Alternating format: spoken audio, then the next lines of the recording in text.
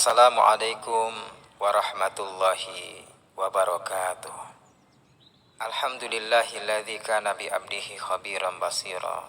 Tabarakalladzi ja'ala fis sama'i buruja wa ja'ala fiha siraja wa qamara munira. Asyhadu an la ilaha illallah wa asyhadu anna Muhammadan abduhu wa rasuluh. Alladzi ba'atsahu bil haqqi basyira wa nadhira wa da'iyan ilal haqqi bi idnihi wa sirajan munira.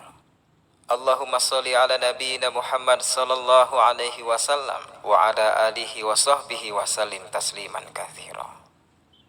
Alhamdulillah, segala puji bagi Allah Subhanahu wa taala. Shalawat dan salam kepada nabi kita Nabi Muhammad sallallahu alaihi wasallam. Teman-teman dan seluruh sahabat ummah yang mendengarkan podcast ini, alhamdulillah kita bertemu lagi di podcast Bekal Pernikahan. Sebagaimana yang sering kita sampaikan, banyak yang ingin menikah, namun sayangnya tidak sedikit yang tidak mempersiapkan ilmu bekal pernikahan. Maka semoga kita termasuk solih dan solihah yang mempersiapkan bekal pernikahan dengan ilmu sesuai dengan tuntunan Allah dan Rasul-Nya. Tayyib, bagaimana puasanya hari ini teman-teman? Kita berdoa semoga Allah Subhanahu wa taala memberikan karunia kesehatan kepada kita, dan semoga kita bisa melalui bulan Ramadan tahun ini yang insya Allah penuh keberkahan dengan memperbanyak amal soleh yang Allah ridhoi. Istri harus patuh dan harus taat pada suami. Ini ajaran syariat Islam yang mulia teman-teman. Ketaatan istri pada suaminya akan menjadi jalan bagi si istri mendapatkan anugerah memasuki surga. Dan tidak ada orang yang kemudian meninggal ingin masuk neraka. Beda cerita jika memang dia tidak percaya dengan adanya surga dan neraka, maka rukun iman baginya tidak lengkap, sehingga batalah keimanannya. Sedangkan seorang muslim dan muslimah yang benar-benar beriman, maka wajib percaya dengan kehadiran hari akhir yang semua kita akan dipersidangkan, dan tinggal menanti apakah berujung pada surga atau malah berakhir dengan siksaan di neraka. Kita tentu sudah sering mendengar betapa pedihnya dan betapa menakutkannya siksa neraka. Ada yang bahkan seseorang sampai menangis saking takutnya saat diperdengarkan padanya oleh dai perihal kajian gambaran neraka sesuai yang tertera pada dalil Al-Quran dan As-Sunnah. Dan di antara betapa pedihnya siksa neraka telah Allah jelaskan dalam surat An-Nisa ayat 56. Innal ladzina kafaru bi ayatina sawfa nuslihim nara kullama nadijat juluduhum baddalnahum juludan ghairaha liyadzuqul azab innallaha kana azizan hakima. Setiap kali kulit mereka hangus terbakar, kami ganti kulit mereka dengan kulit yang baru supaya mereka terus-menerus merasakan azab. Sesungguhnya Allah Maha Perkasa lagi Maha Bijaksana. Maka kembali kalau kita ditanya, siapa yang ingin masuk surga? Maka setiap kita pasti sangat takut masuk ke dalam neraka, sehingga sangat ingin kita agar Allah izinkan masuk ke dalam surga, yang di dalam surga kebahagiaan abadi akan kita dapatkan. Maka dalam keterangan hadis riwayat Al-Bukhari nomor 3257, bahwa Rasulullah SAW bersabda, surga itu bisa dimasuki dari 8 pintu, dan 8 pintu ini sesuai dengan keutamaan amal seorang hamba Allah ketika dia hidup di dunia. Fil jannah thamaniyati abwab, di surga ada 8 pintu yang dimasuki oleh hamba Allah dengan tiketnya masing-masing keutamaan amal mereka. Ada pintu babus sholah, hamba Allah akan memasuki surga melalui pintu ini sebab di dunia dia adalah seorang yang ahli sholat. Ada pintu babus sodaqah, hamba Allah akan memasuki surga melalui pintu ini sebab di dunia dia adalah seseorang yang ahli bersedekah. Ada pintu babur royan, hamba Allah akan memasuki surga melalui pintu ini sebab di dunia dia adalah seseorang yang ahli berpuasa. Ada pintu babut taubah, hamba Allah akan memasuki surga melalui pintu ini sebab di dunia dia adalah seseorang yang melakukan taubat dengan benar-benar taubat. Ada pintu khazibinal ghaiza, hamba Allah akan memasuki surga melalui pintu ini sebab di dunia dia adalah seseorang yang tidak ingin dikuasai oleh amarah. Dia menahan amarah meskipun dia mampu meluapkannya kepada orang yang membuat dia marah. Ada pintu babur radin, hamba Allah akan memasuki surga melalui pintu ini sebab di dunia dia adalah seseorang yang berusaha ridho memaafkan orang lain yang meminta maaf kepadanya ataupun yang belum meminta maaf kepadanya. Lalu ada pintu babul aiman, hamba Allah akan memasuki surga melalui pintu ini sebab mereka tergolong orang-orang yang masuk surga tanpa hisab. Sehingga ada pertanyaan, lalu seorang istri yang taat pada suaminya, kemudian dari pintu mana dia akan memasuki surga?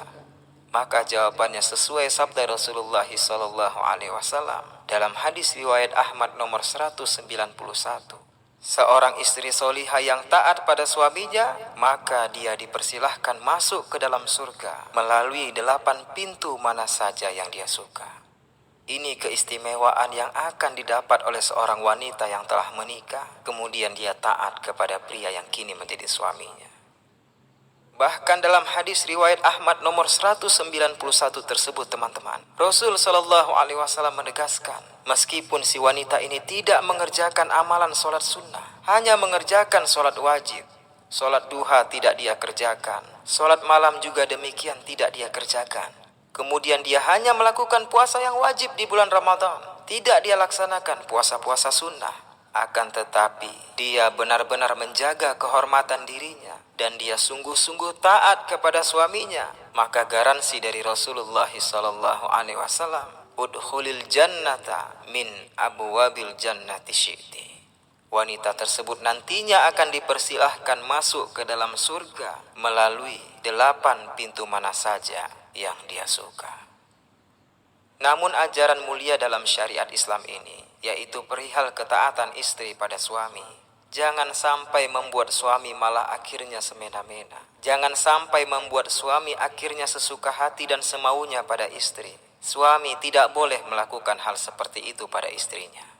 Jika demikian yang dilakukan suami, maka dia tidak hanya telah menzolimi istrinya, melainkan dia juga telah menzolimi dirinya sendiri. Dan terutama dia telah menzolimi serta mempermainkan ajaran Islam. Kalau suami menzolimi istri, maka hati-hati wahai para suami. Anda telah melanggar janji pernikahan yang Anda telah ucapkan sendiri saat prosesi akad nikah. Di podcast episode 3 sebelumnya telah saya singgung perihal bahwa akad nikah adalah bukan bukti cinta, melainkan akad nikah adalah ikrar janji yang agung dari seorang pria kepada wanita yang kini telah menjadi istrinya.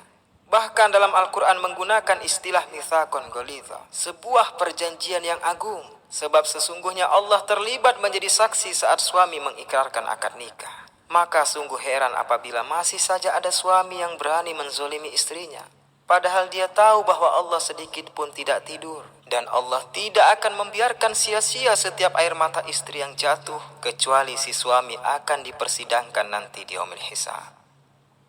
Di dunia okelah si istri tidak sanggup melawan. Istri hanya mampu menangis dan menangis. Maka di akhiratlah si istri akan menuntut balas. Dan Allah sebaik-baik dan seadil-adilnya hakim, yang akan membalas kezoliman dengan azab yang pedih dan mengganti kesabaran dengan surga, yang apabila setelah kita melihat betapa dahsyat keindahan surga, maka segala pedih, sakit dan kekecewaan, bahkan segala keterpurukan saat di dunia, hilang seketika tanpa bekas teman-teman. Seakan-akan kita tidak pernah merasakan sedikit pun kesakitan di dunia. Hal itu sebab keindahan surga mampu mengalihkan semuanya. Maka tidak bisa serta-merta kita memahami ayat Ar-rijalu qawwamuna 'alan nisa dengan arti tekstual bernada superioritas, yaitu suami adalah pemimpin bagi istri. Padahal para ulama dalam tafsirnya, semisal tafsir Al-Mukhtasar di bawah pengawasan Syekh Dr. Saleh bin Abdullah bin Humaid, yaitu beliau adalah Imam Masjidil Haram, menjelaskan bahwa makna pemimpin di sini teman-teman adalah pelindung. Pelindung menjaga agar yang dilindungi tidak merasakan sakit. Maka yang dilindungi akan taat karena yakin bahwa saran pelindung adalah menyelamatkan. Pelindung menjaga agar yang dilindungi tidak menangis. Maka yang dilindungi akan taat karena yakin bahwa pelindung tentu akan membuat yang dilindungi bahagia. Pelindung menjaga agar yang dilindungi bahagia, maka yang dilindungi akan taat karena yakin bahwa pelindung tentu akan membuat yang dilindungi bergembira. Namun bukanlah pelindung jika yang dipercaya untuk melindungi malah menyakiti. Bukanlah pelindung jika yang dipercaya untuk melindungi malah menzolimi. Dan bukanlah pelindung jika yang dipercaya untuk melindungi malah mengkhianati. Wallahi demi Allah wahai para suami, Anda pun pasti akan merasakan sakit saat Anda dikhianati rekan atau juga partner kerja. Anda hanya baru percayakan uang Anda padanya, bukan hidup Anda. Namun istri lebih dari itu rasa sakitnya saat Anda hianati dia, saat Anda hancurkan kepercayaannya. bahwa dia telah yakin kalau Anda akan menjadi pelindung baginya, namun malah Anda hancurkan kepercayaannya. Kalau Anda dengan rekan kerja baru hanya mempercayakan uang, akan tetapi istri bahkan keluarga besarnya telah mempercayakan kehidupannya yang baru kepada Anda. Kedua orang tua dan keluarga besarnya ikhlas bahwa dia Anda bawa. Tentu awalnya Anda telah berusaha meyakinkan mereka, bukan? Sehingga dengan itu mereka akhirnya percaya bahwa Anda adalah pria yang tepat bagi putri tercinta mereka. Maka jangan heran murka Allah bersama suami yang zolim kepada istrinya. Demikianlah kajian kita hari ini teman-teman, dan apabila jika dirasa kajian ini bermanfaat, maka boleh dibagikan kepada rekan atau kepada keluarga, juga kepada orang yang disayang, yang kita ingin semoga dia mau menerima hidayah. Maka insya Allah menjadi pahala jariah bagi setiap kita, sebagaimana sabda Nabi SAW, siapa yang menunjukkan kepada kebaikan, maka dia pun akan mendapatkan pahala yang sama dengan kebaikan yang dilakukan oleh orang tersebut. Saya Ahmad Tarigan undur diri dan sampai ketemu lagi di episode podcast selanjutnya. Wallahu a'lam bishawab. Wassalamualaikum warahmatullahi wabarakatuh. Ya Habibi ya Muhammad.